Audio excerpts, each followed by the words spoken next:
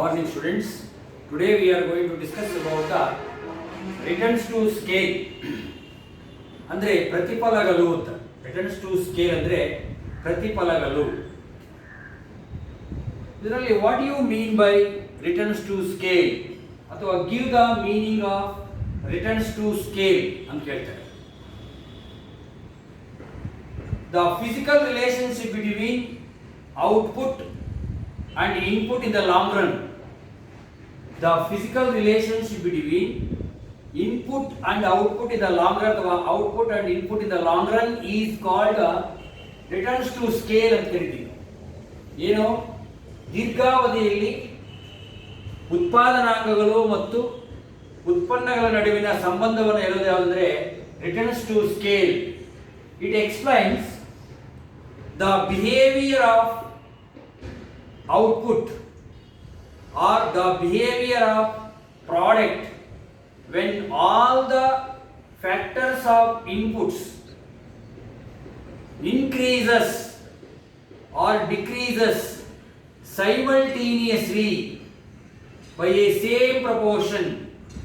Increases or decreases simultaneously by a same proportion ಅಂತ ಹೇಳ್ಬೋದು. ಅಂದರೆ ಉತ್ಪಾದನಾಂಗಗಳನ್ನ ಒಂದು ಸಮಾನ ಎಲ್ಲ ಉತ್ಪಾದನಾಂಗಗಳನ್ನ ಸಮಾನ ಪ್ರಮಾಣದಲ್ಲಿ ಹೆಚ್ಚಿಸಿದಾಗ ಅಥವಾ ಕಡಿಮೆ ಮಾಡಿದಾಗ ಉತ್ಪಾದನೆಯಲ್ಲಿ ಆಗತಕ್ಕಂಥ ಒಂದು ಪರಿಣಾಮವನ್ನು ಹೇಳೋದು ಯಾವುದಂದ್ರೆ ಪ್ರತಿಫಲ ನಿಯಮಗಳು ಅಂತ ಹೇಳ್ತೀವಿ. Returns to scale.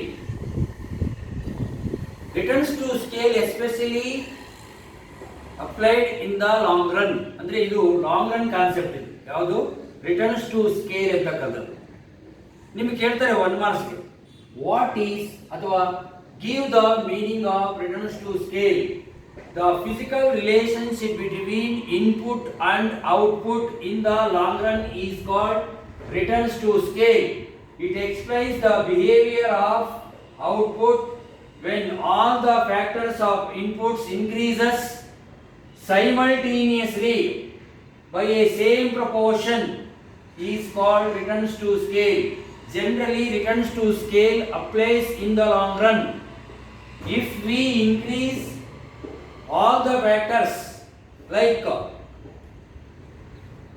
land and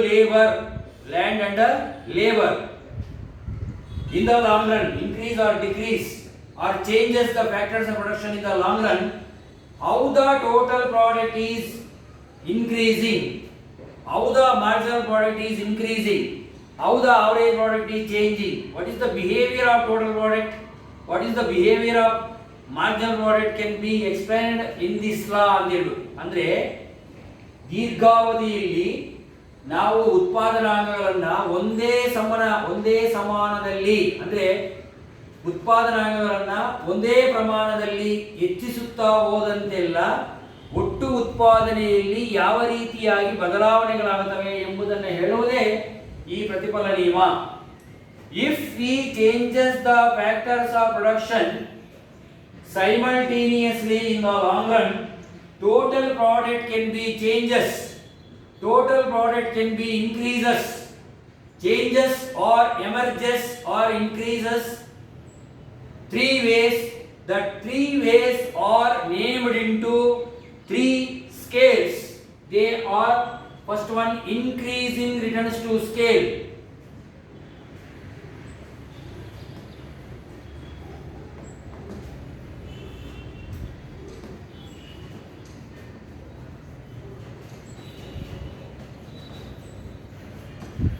Increasing returns to scale, diminishing returns to scale,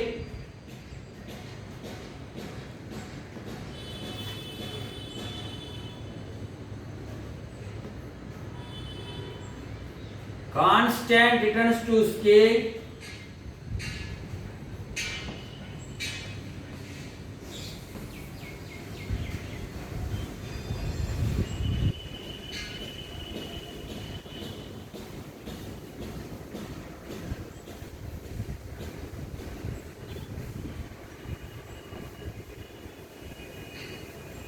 ನೋಡಿ ಉತ್ಪಾದನಾಂಗಗಳನ್ನ ಒಂದೇ ಪ್ರಮಾಣದಲ್ಲಿ ಹೆಚ್ಚಿಸುತ್ತಾ ಹೋದಂತೆಲ್ಲ ಒಟ್ಟು ಉತ್ಪಾದನೆಯು ಈ ರೀತಿಯಾಗಿ ಬದಲಾಗುತ್ತಾ ಹೋದರೆ ಆ ಬದಲಾಗ್ತಾ ಹೋಗ್ತಕ್ಕಂತ ಒಂದು ಪ್ರಕ್ರಿಯೆಯನ್ನು ನಾವು ಏರಿಕೆ ಪ್ರತಿಫಲ, ಸ್ಥಿರ ಪ್ರತಿಫಲ, ಇಳಿಮುಖ ಪ್ರತಿಫಲ ಅಂತ ಹೇಳ್ಬಿಟ್ಟು ನಾವು ಕೇಳಬಹುದು.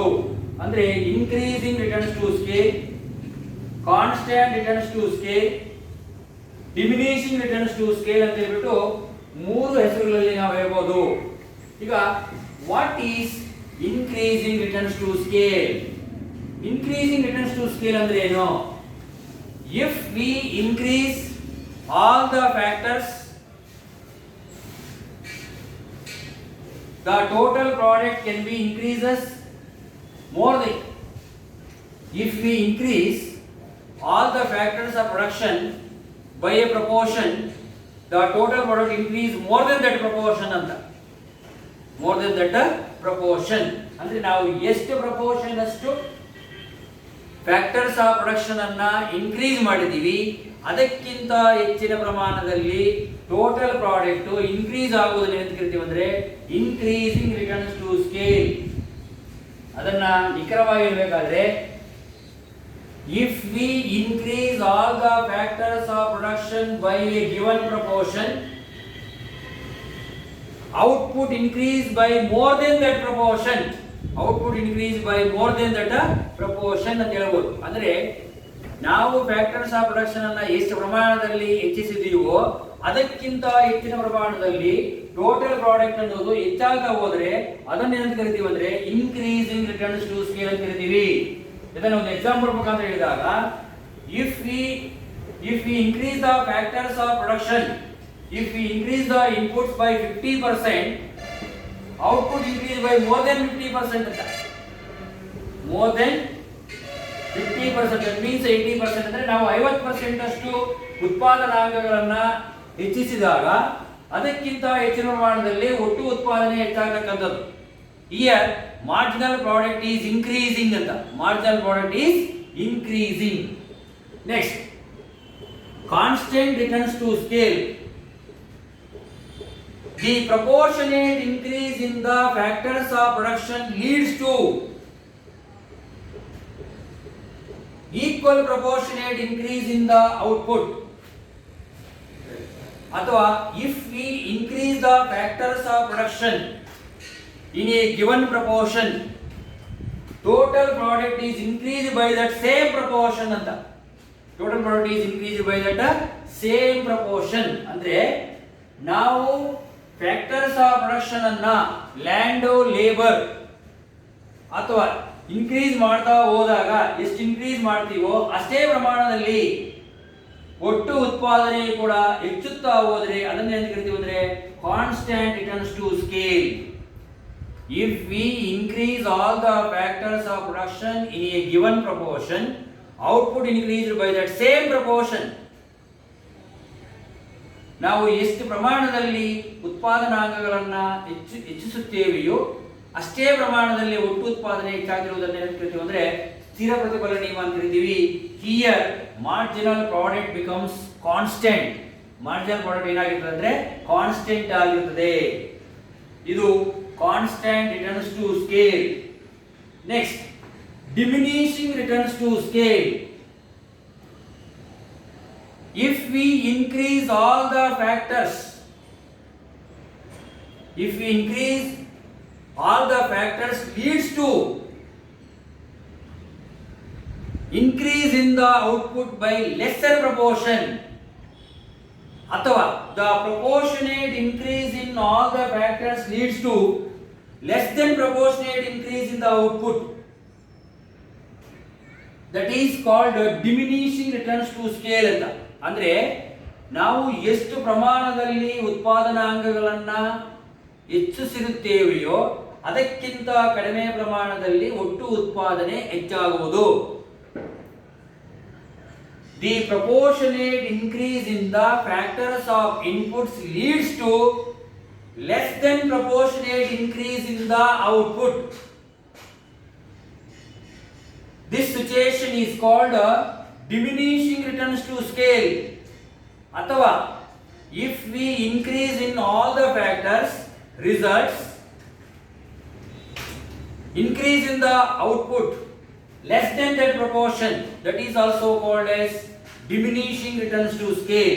ಇದು ಡಿಮಿನಿಷಿಂಗ್ ರಿಟರ್ನ್ಸ್ ಸ್ಕೇಲ್ ಕರಿತೀವಿ ಅಥವಾ ಇಳಿಮುಖ ಪ್ರತಿಫಲ ಅಂತ ಕರಿತೀವಿ. ನಾವು ಎಷ್ಟು ಪ್ರಮಾಣದಲ್ಲಿ ಉತ್ಪಾದನಾಂಗಗಳು ಬಳಸುತ್ತೇವೆಯೋ ಅಷ್ಟೇ ಪ್ರಮಾಣದಲ್ಲಿ, ಅದಕ್ಕಿಂತ ಕಡಿಮೆ ಪ್ರಮಾಣದಲ್ಲಿ ಒಟ್ಟು ಉತ್ಪಾದನೆ ಹೆಚ್ಚಾಗುವುದನ್ನ ಏನು ಕರಿತೀವಿ ಅಂದ್ರೆ ಡಿಮಿನಿಷಿಂಗ್ ರಿಟರ್ನ್ಸ್ ಸ್ಕೇಲ್ ಕರಿತೀವಿ. For example, if we use the 50% of labor and capital, 50% of labor and capital leads to less than 50% means 40% of output ಅಂತ. ನಾವು 50% ಅಷ್ಟು ಲೇಬರ್ ಅಂಡ್ ಕ್ಯಾಪಿಟಲ್ ಅನ್ನು ಯೂಸ್ ಮಾಡಿದ್ರೆ 40% ಅಷ್ಟು ನಮಗೆ ಔಟ್ಪುಟ್ ಬಂದ್ರೆ ಅದನ್ನ ಏನು ಕರಿತೀವಿ ಅಂದ್ರೆ diminishing returns to scale. Here marginal product is diminishing ಅಂತ. Marginal product is diminishing. Constant return to scale ಅಲ್ಲಿ ನಾವು 50% ಅಷ್ಟು ಲೇಬರ್ ಅಂಡ್ ಕ್ಯಾಪಿಟಲ್ ಹೆಚ್ಚಿಸಿದಾಗ 50% ಅಷ್ಟೇ ಉತ್ಪಾದನೆ, ಒಟ್ಟು ಉತ್ಪಾದನೆ ಕೂಡ ಹೆಚ್ಚಾಗುತ್ತೆ. ಇಲ್ಲಿ marginal product remains constant. Marginal product remains constant. ನಿಮಗೆ 4 ಮಾರ್ಕ್ಸ್ ಕೇಳ್ತಾರೆ. Write a note on returns to scale. Write a note on returns to scale ಅಂತ ಕೇಳ್ತಾರೆ. ಅವಾಗ ನೀವು ಇದನ್ನು ಬರೀಬೇಕಾಗುತ್ತೆ.